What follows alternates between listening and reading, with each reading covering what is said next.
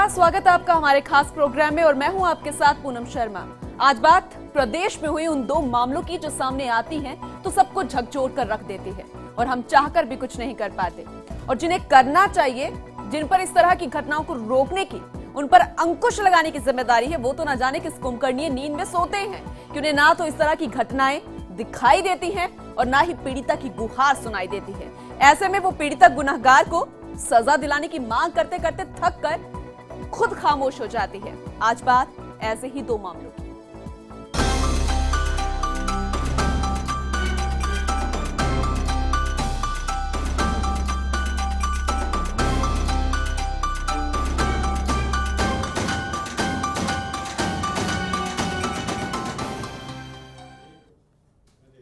अपहरण कर दुष्कर्म के आरोपी कुवैत में मौज बना रहे हैं और यहां पीड़िता न्याय के लिए दर दर की ठोकरें खा रही है। लेकिन थक हार कर अब उसका कहना है कि अगर अब भी मुझे न्याय नहीं मिला तो मैं जान दे दूंगी। चलिए आपको पूरा मामला समझाते हैं, जरा ये रिपोर्ट देखिए। और मेरे साथ मेरी इच्छा के विरुद्ध मेरे साथ खोटा काम किया है उसने और उसके खिलाफ कुछ कार्रवाई नहीं हो रही। आज वो कुवैत है और हमें भटका रहे, इधर उधर जाओ यूं कर करके। जहाँ भी जाएगी, जहाँ से भी रिपोर्ट आएगी तो मेरे पास ही ऐसे बोल रहे सीआई साहब भी सजा मिले, जो कानूनी धारा में जो सजा होती है वो उनको सजा मिलनी चाहिए बस। और मेरे को न्याय मिलना चाहिए, मेरे साथ न्याय होना चाहिए। मेरे साथ खोटा काम हुआ, ये सब गलत हुआ तो उनको सजा मिलनी चाहिए।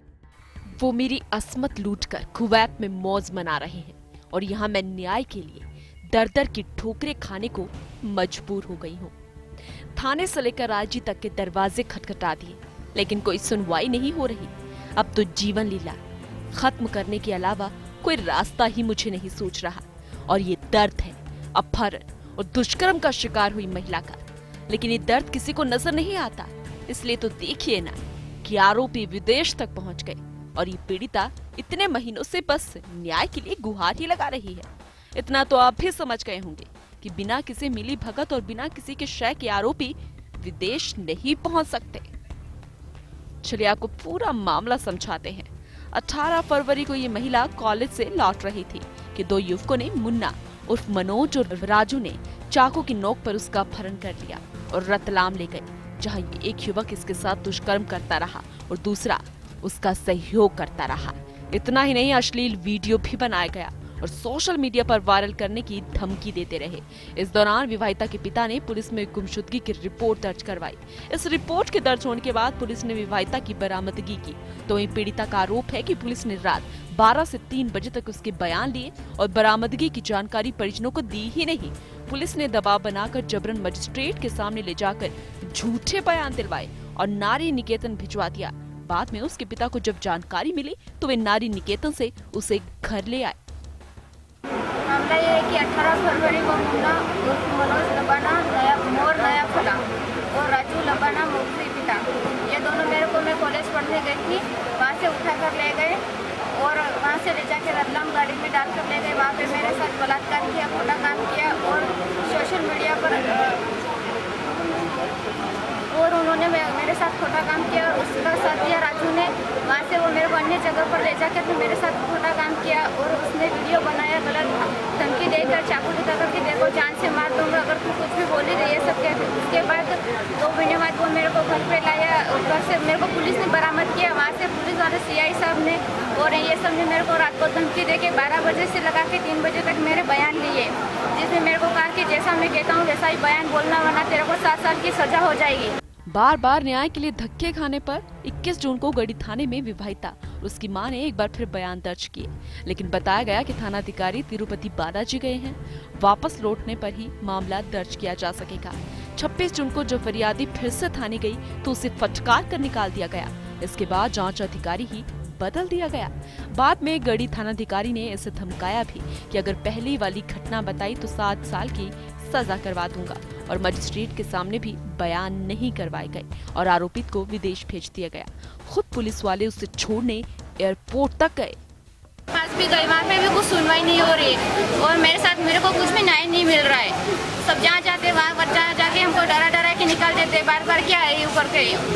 और उसके खिलाफ कुछ कार्रवाई नहीं हो रही है। आज दोनों मुजरिम वो कुवैत में है और कमा रहे और उसके खिलाफ कुछ कार्रवाई नहीं हो रही है। उनके परिवार से मिलजुल गए सभी लोग। उनको भी खतरा है करूँगी मैं, क्योंकि कुछ भी कार्रवाई नहीं हो रही ना, मेरे को कुछ नहीं मिल रहा है और मेरे साथ कुछ नहीं। मैं शादीशुदा है मेरी ज़िंदगी और नरक के समान मेरी ज़िंदगी बना दी है सीआई साहब ने और शांतिलाल जी लबाना ने और राजू ने और भरत लबाना ने और मुन्ना उर्फ मुनस लबाना ने, पिताजी उनके असमल नाम है उनके पिता का। उन्होंने सबने मिलकर मेरी ज़िंदगी को नरक बना दिया और मैं उन पे मेरी जान दूंगी। मैं शादीशुदा औरत हूँ और ना मैं घर की रही हूँ ना परिवार की रही हूँ। मेरे को कुछ भी न्याय नहीं मिल रहा है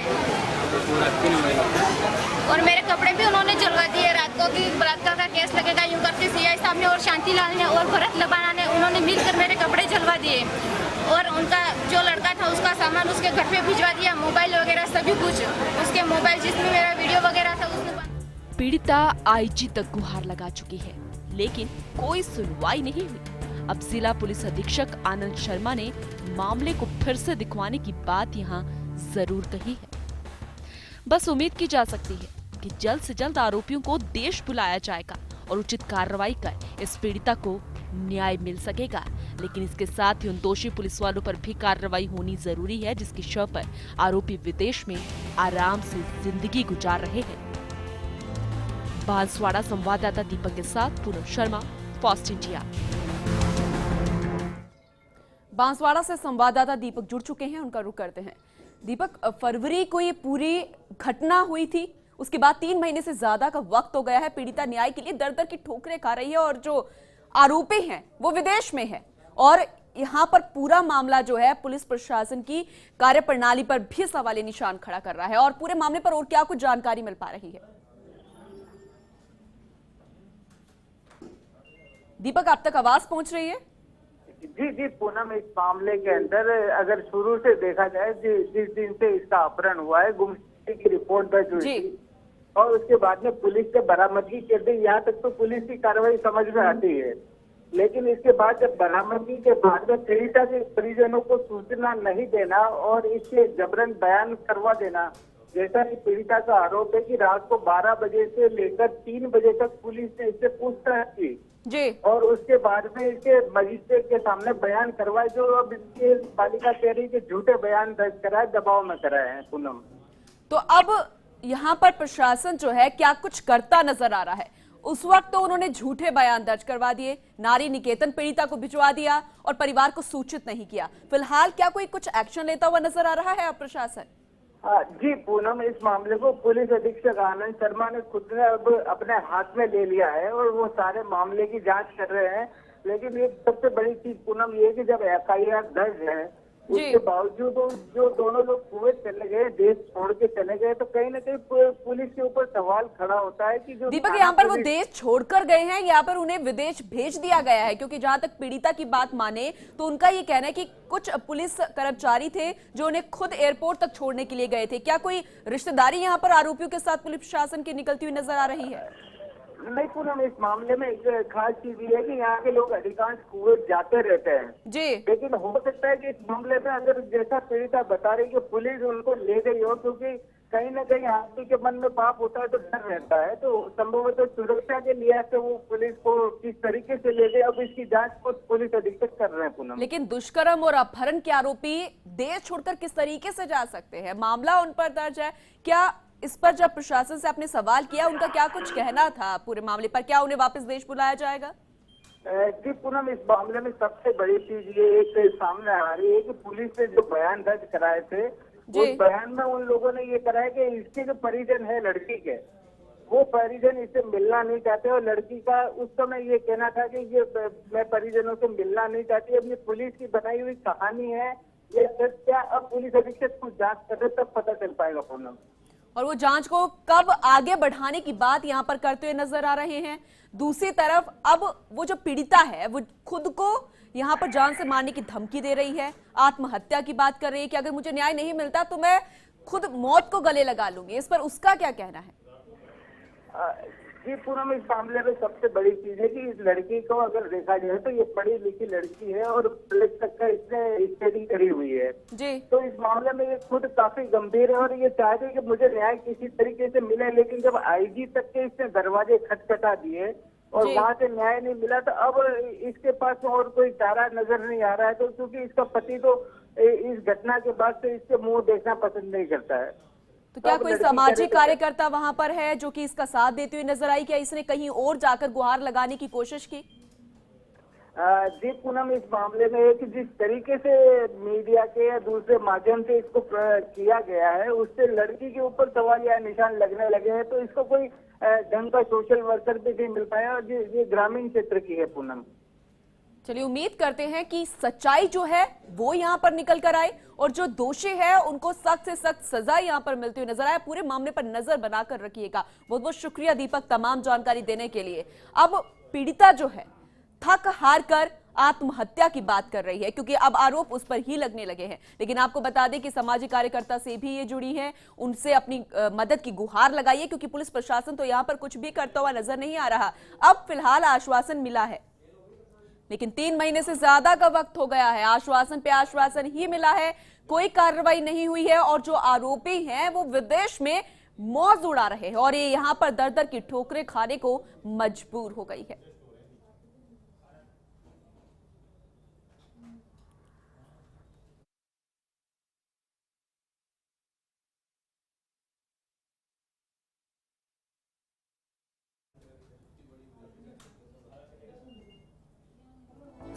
चलिए फिलहाल वक्त एक और छोटे से ब्रेक का है, जल्द लौटेंगे और दिखाएंगे आपको एक और ऐसे पीड़िता की कहानी जो गुनाहगार को सजा दिलाने की बात करती हुई नजर आ रही है। एक छोटे से ब्रेक में।